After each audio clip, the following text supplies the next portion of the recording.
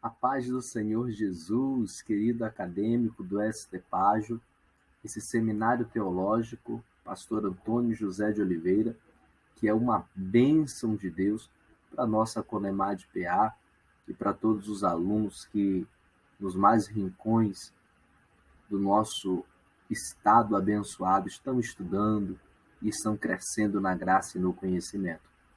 Eu quero lhe parabenizar por estar avançando no conhecimento bíblico. Já vamos iniciar mais uma nova disciplina, desta feita, Epístolas Universais. Vamos fazer uma oração? Ora comigo. Querido Deus, eterno Pai, eu quero apresentar a Ti, Senhor, este momento, este aluno, Senhor, este aprendiz que está, Senhor, participando dessa aula nesse momento.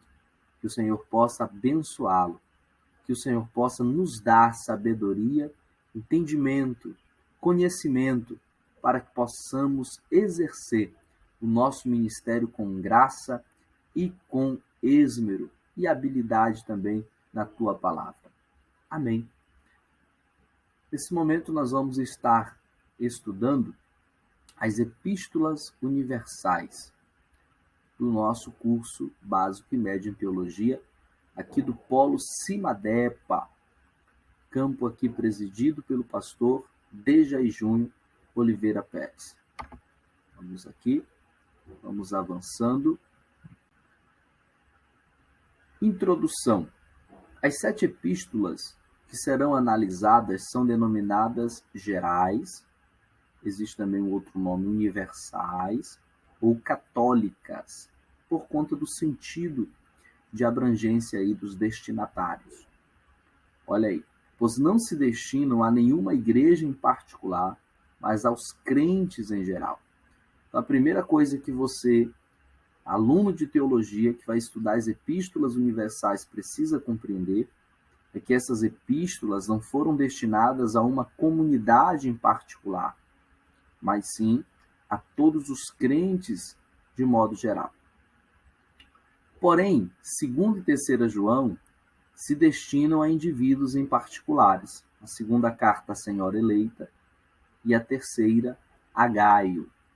São as únicas exceções aí que nós temos uma identificação particular ou individual como destinatários das cartas aí universais, apenas 2º e 3ª João.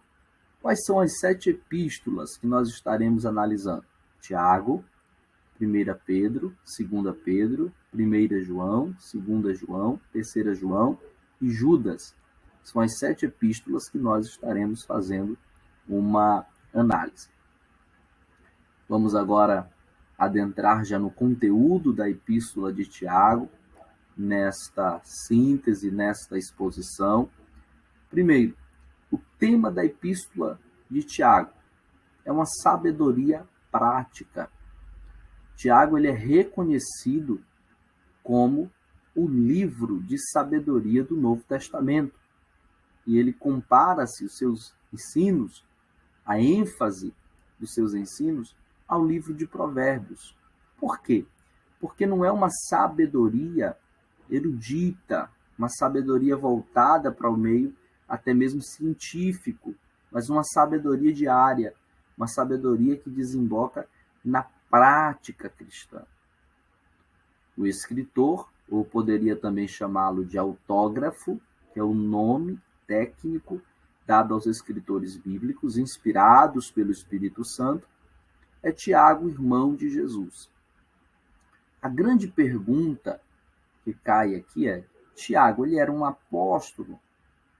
Tiago, ele apesar de ser chamado por Paulo, em Gálatas 1,19, de apóstolo, ele não reivindica esse título para si. A Bíblia diz aqui em Tiago, capítulo 1, versículo 1, que ele se identifica, Tiago, servo de Deus e do Senhor Jesus Cristo. Olha que interessante. Então ele se apresenta aqui como servo. A expressão servo no grego é doulos, que era, sim, um título que era, biblicamente falando, utilizado para apóstolos e para pessoas próximas a eles. Então, Tiago ele não reivindica essa autoridade apostólica, apesar dele se tornar o líder da igreja em Jerusalém. Nós vemos que a palavra dele em Atos 15, no concílio que houve em Jerusalém, foi uma palavra com peso de liderança. Então, este Tiago, ele não é o irmão de João, que em Mateus 10:2, e nem é o filho de Alfeu, muito menos é o Tiago, pai de Judas, não o Iscariotes. Judas, que também foi contado entre os 12. Mas este Tiago é o Tiago, irmão de Jesus, que durante o ministério de Jesus foi incrédulo, mas após a ressurreição converteu-se e tornou-se uma liderança na igreja de Jerusalém. Segundo Meyer Pillman, no livro Através da Bíblia, que eu recomendo para os acadêmicos de teologia, diz o seguinte: diz-se que os seus joelhos, joelho de Tiago, eram calejados como os de um camelo, em consequência de sua constante intercessão em favor do povo. Então era um homem que a sua piedade, a sua vida dedicada ao ministério era um exemplo para a época. Por isso ele alcançou a proeminência, uma liderança na igreja de Jerusalém.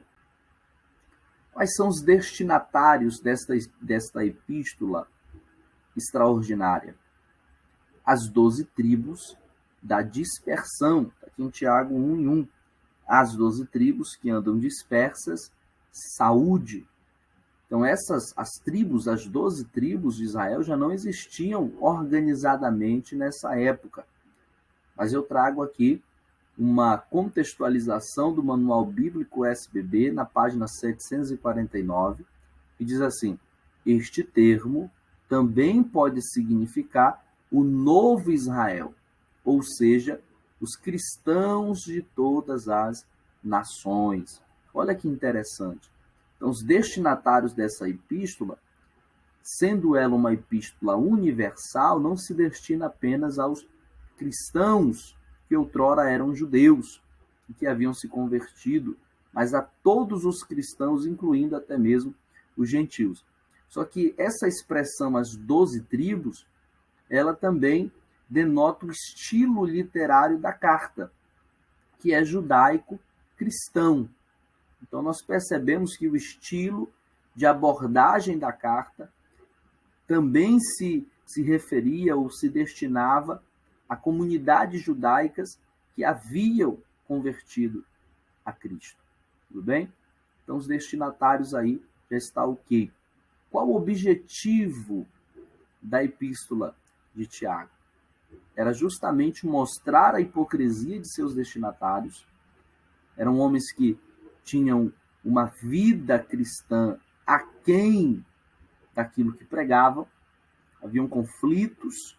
Então, Tiago ele vai justamente dirimir, resolver, através de conselhos, essas questões que estavam no seio da igreja. E o objetivo foi apresentar o comportamento correto na presença de Deus. Então, Tiago ele vai fazer essa abordagem daquilo que deve ser o alvo da prática, do modus vivendi do cristão. Qual a data desta epístola tão extraordinária? Aproximadamente entre os anos 44 e 49 depois de Cristo. Então, trago aqui também uma informação do nosso querido Dr. Meyer Pillman. Acredita-se que foi a primeira epístola escrita à igreja. Só que o que nos chama a atenção, dentro de um contexto dessa epístola, é que ela também foi a última a ser reconhecida como canônico. Um livro canônico. E data aí a partir do 4º século o reconhecimento dessa epístola como uma epístola canônica. Foi a primeira escrita, mas uma das primeiras a serem escritas, mas uma das últimas a serem reconhecidas como canônica. O local de escrita desta epístola foi provavelmente em Jerusalém. Vamos avançando. O esboço da epístola. Primeiro, a introdução, no capítulo 1, versículo 1, que é a apresentação do escritor, os destinatários. Tiago ele vai abordar a alegria nas provas e tentações, a prática da palavra de Deus. O cristão não deve fazer acepção de pessoas, a fé e as obras, já no capítulo 2. O cristão deve guardar a sua língua, capítulo 3. Precisamos resistir às paixões carnais, capítulo 4. Estar na dependência de Deus, ou seja, dizer se o Senhor quiser, capítulo 4. Deus condena os ricos que oprimem os pobres, capítulo 5. Ele vai trabalhar a questão da paciência, o do não falar mal dos irmãos, sobre estar perseverante nas aflições. Deus, no capítulo 5, versículo 12, proíbe o juramento. Ele vai trabalhar a cura divina a partir do capítulo 5, versículos 13 a 18, e a volta dos desviados, aqueles que se afastaram do Senhor. Capítulo 5, versículos 19 a 20. Então perceba aí que a temática desta epístola é justamente uma questão prática. Tiago ele está preocupado com a vida cristã em comunidade. Olha só que interessante. Vamos aqui fazer uma síntese da epístola, avaliando capítulo por capítulo. No capítulo 1, ele vai trabalhar a questão da alegria nas provas e tentações.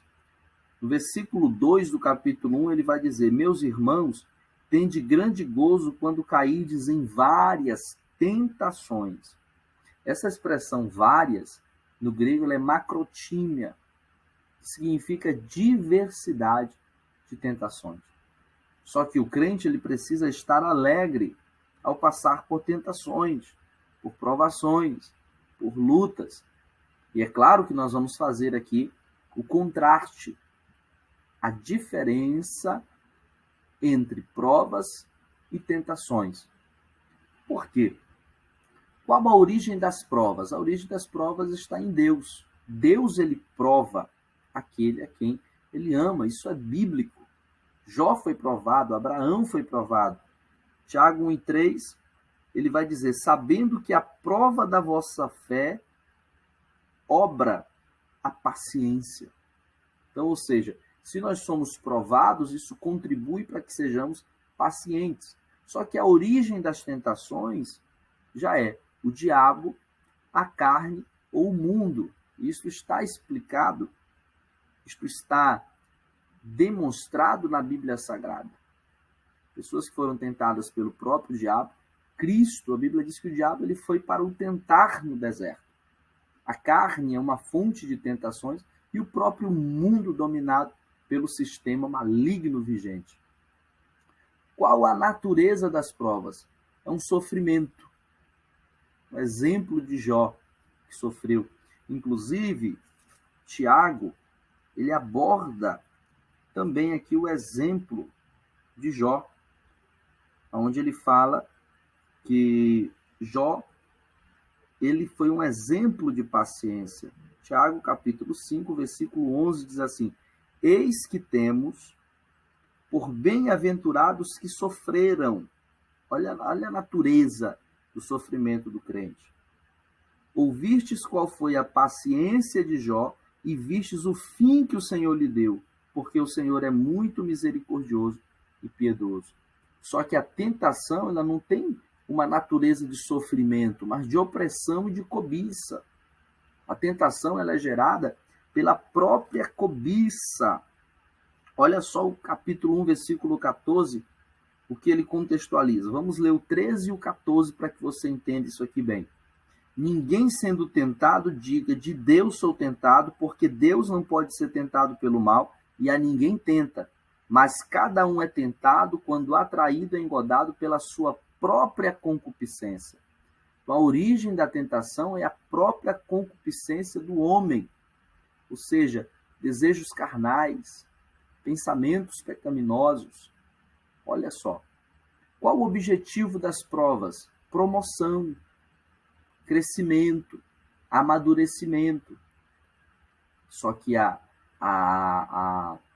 o objetivo das tentações já é escravidão, é a perdição, é a destruição, é o afastar-se do plano e do propósito de Deus. Então, aqui no Tiago, capítulo 1, nós temos uma compreensão de como deve ser a atitude dos cristãos na prova, como ele deve agir, como ele deve proceder. Ele não deve culpar a Deus se as coisas estão dando errado. E ele sabe onde buscar ajuda e conselho, ou seja, em Deus. Vamos avançar para o capítulo de número 2. O cristão, ele não deve fazer acepção de pessoas. É o que é tratado aqui em Tiago, capítulo 2, e os versículos 1 a 13. O cristão, ele não deve mostrar nenhum tipo de parcialidade ou preconceito contra as pessoas, porque ele é crente, ele tem a fé de Cristo, em Cristo, e não apenas uma fé humana. É o que Tiago contextualiza no capítulo 2, versículo 12, que ele diz assim, porque se no vosso ajuntamento entrar algum homem com anel de ouro no dedo, com vestidos preciosos, e entrar também algum pobre do consórdio do vestido, e atentardes para o que traz o vertido precioso, e lhe dissertes, assenta-te tu aqui em um lugar de honra, e disserdes ao pobre, tu fica em pé, ou assenta-te abaixo do meu estrado. Porventura não fizeste distinção dentro de vós mesmos, e não vos fizeste juízes de maus pensamentos? Ouvi, meus amados irmãos, porventura não escolheu Deus aos pobres deste mundo, e para serem ricos na fé, e herdeiros do reino que prometeu aos que o amam? Olha que interessante. Então é justamente esse trabalho que Tiago está mostrando, que ele apresenta, que ele constrói, é de que o cristão genuíno ele não pode fazer acepção de pessoas, valorizar as pessoas simplesmente pelo que elas têm de recursos financeiros. Mas muito mais do que isso, o cristão ele deve enxergar mais além, uma alma, uma vida que precisa de um olhar, que precisa de atenção. A partir do versículo 14 ao 26, Tiago ele vai trabalhar justamente a dinâmica entre a fé e as obras. E muitas pessoas questionam se Tiago ele tinha um conflito teológico com Paulo. Haja vista que Paulo pregava, ensinava que o cristão ele é salvo pela fé sem as obras. Só que aqui nós, pela exiguidade do tempo, não vou adentrar muito nesse assunto, mas a que obras Paulo se referia? Não eram as obras do cristão genuíno, eram as obras da lei, que em si mesmo não poderiam salvar. E quais as obras que Tiago ele apresenta aqui, quando ele diz aqui, no versículo 18, mas dirá alguém, tu tens a fé, eu tenho as obras. Mostra-me a tua fé sem as tuas obras, e eu te mostrarei a minha fé pelas minhas obras. Então, como é que funciona? O cristão, ele não realiza obras para ser salvo. Pelo contrário, o cristão, ele tem boas obras porque ele é salvo em Cristo Jesus. Então, nós não podemos ignorar essa ordem. Não é as obras que vêm primeiro para depois vir a salvação. Primeiro é a fé em Cristo Jesus, e esta fé, ela gera obras, frutos. Então compreende-se aqui que a fé do cristão não pode estar resumida em palavras, mas em ações que demonstrem a fé que professa. Então, sem obras é uma árvore sem frutos. Pode até ser bonita. O pastor Dejair, ele fala muito sobre isso, que uma árvore sem frutos é como alguém que tem somente palavras, mas não realiza, não tem obras, não tem resultados cristãos. Então, Tiago, ele trabalha isso no capítulo 2. Capítulo 3, ele vai abordar justamente sobre o cristão que deve dominar a língua. A partir do capítulo 3. O versículo 2 ele vai dizer, porque todos tropeçamos em muitas coisas. Se alguém não tropeça em palavra, tal varão é perfeito e poderoso para também refrear todo o corpo. Olha o que Tiago está dizendo. Que se o cristão consegue refrear, domar a sua própria língua, ele é capaz de dominar todo o corpo. É uma questão de domínio próprio. O que Tiago ele está dizendo aqui é que esse órgão tão pequeno chamado língua, ele tem uma importância muito grande. Para trabalhar essa questão do poder da língua, Tiago utiliza pelo menos 6 ilustrações. Ele vai falar do freio, que era posto na boca dos cavalos e conseguia domar, orientar o cavalo. Ele vai falar sobre o leme do navio, que é tão pequeno. Olha o que ele diz. Veja também as naus, ou seja, as embarcações, que sendo tão grandes e levadas de impetuosos ventos, se viram com um bem pequeno leme, para onde quer a vontade daquele que as governa. Então, assim a língua, por mais que tenhamos ministérios grandiosos, por mais que nos destaquemos, precisamos dominar esse pequeno leme para que possamos nos orientar de forma acertada. Ele usa aqui a figura do fogo para dizer que um pequeno fogo incendeia um bosque muito grande. Que aplicação extraordinária. Quantas vezes na própria igreja, na própria comunidade cristã, no próprio departamento, um pequeno comentário desencadeia um grande fogo que queima, que destrói, que afasta. Ele vai utilizar a expressão que a língua ela possui uma peçonha mortal, é um veneno.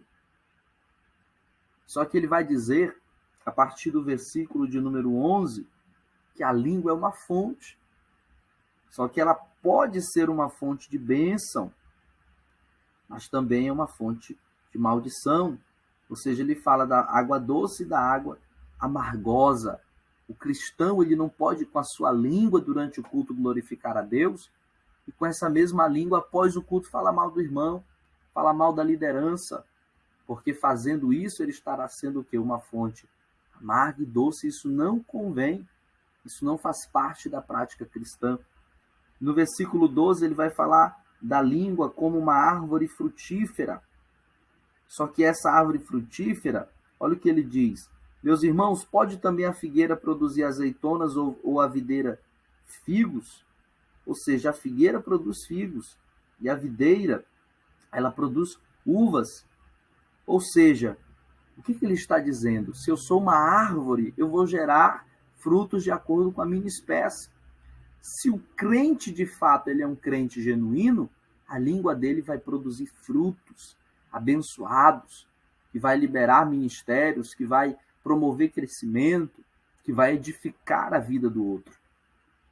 Amém? Prosseguindo, nós temos aqui a verdadeira sabedoria. Capítulo 3, versículos 13 a 18. Ele vai dizer, quem dentre vós é sábio e entendido, mostre pelo seu bom trato as suas obras em mansidão de sabedoria. Então, a sabedoria pura que vem de Deus, ela se revela em boas obras também. Não tem como eu dizer que sou um homem sábio se a minha sabedoria não gera paz. Porque tem pessoas que utilizam da sua sabedoria, ou a sabedoria que receberam, justamente para promover a discórdia, dissensões, para promover questões que mais produzem contendas do que edificação. Que carta extraordinária, né, acadêmico? Que coisa linda. O capítulo 4 ele vai tratar justamente sobre resistir às paixões carnais. Qual a origem das contendas no meio do povo de Deus? Olha o capítulo 4, versículo 1. De onde vêm as guerras e pelejas entre vós? Porventura não vem disto, a saber dos vossos deleites que nos vossos membros guerreiam? Essas pessoas que guerreiam a todo custo dentro da igreja, as pessoas que pleiteiam contra o seu irmão sem causa, olha o que ele diz, cobiçam e nada têm. Eles são invejosos, são cobiçosos, não alcançam nada, combatem, mas não alcançam, pedem e não recebem. Por que as orações não são respondidas? Pedis e não recebeis, versículo 3 do capítulo 4.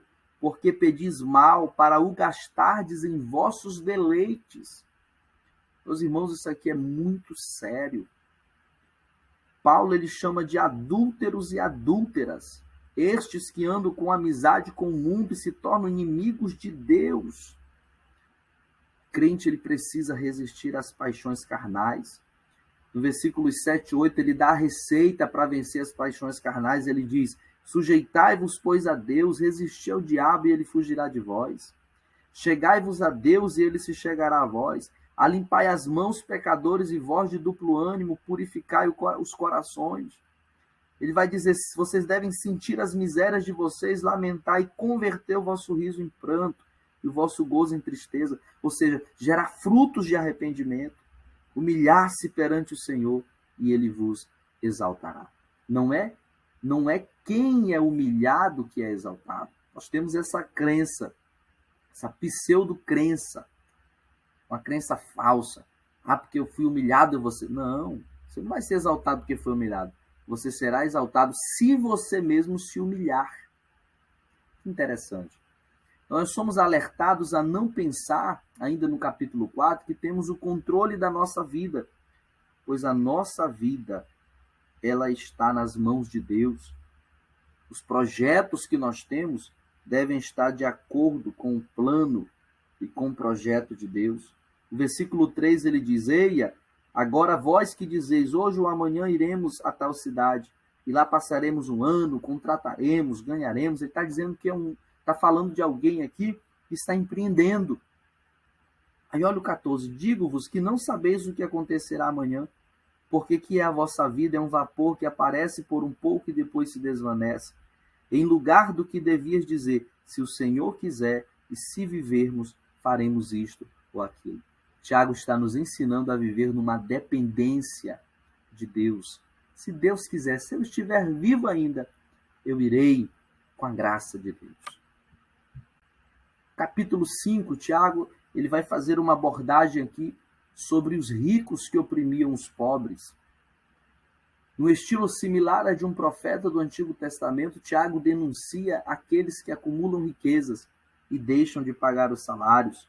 Olha só Tiago falando com os ricos. Capítulo 5, versículo 10. Eis que o salário dos trabalhadores que ceifaram as vossas terras, e que por vós foi diminuído, clama, e os clamores dos que ceifaram entraram nos ouvidos do Senhor dos Exércitos. Deixaram de pagar salários, uma redução de salários injusta. Então, não é pecado ser rico. Pecado é colocar o coração às riquezas, amar mais as riquezas do que o Senhor. Isso é como se fosse uma idolatria. É uma idolatria. É uma adoração a um outro Deus, a avareza. A partir do capítulo 5, dos versículos até o versículo 20, Tiago ele vai tratar sobre vários conselhos práticos. Nesta última sessão, Tiago aborda sobre a importância de perseverar nas lutas, não falar mal um dos outros. Ele proíbe o juramento. Olha só o versículo 12. Não jureis pelo céu, nem pela terra, nem façais qualquer outro juramento, mas que a vossa palavra seja sim, sim e não, não, para que não caiais em condenação. Por que sim, sim, não, não? O primeiro sim é o de Deus. Se Deus falou sim, eu digo sim. E o não, não? Se o não é de Deus, a segunda palavra deve ser não também. Se Deus diz sim, eu digo sim. Se Deus diz não, eu digo não. Sim, sim, não, não. Então nós vemos aqui que ele contém princípios aqui sobre a cura divina. Está alguém entre vós aflito? Ore. Está alguém contente? Cante louvor. Está alguém entre vós doente? Chame os presbíteros da igreja e orem sobre ele, ungindo com azeite em nome do Senhor. Sabe o que eu acho interessante? Quem chama o presbítero para orar é o próprio doente. Hoje nós vemos aqui que nas igrejas tudo se utiliza óleo de unção. Para tudo. O óleo da unção, ele era destinado prioritariamente para a unção dos enfermos, daqueles que estavam doentes. Amém? Então, nós temos vários princípios práticos aqui. E o meu desejo é que Deus continue te abençoando após essa breve síntese da epístola de Tiago, introdução às epístolas universais. Que Deus te abençoe, em nome de Jesus.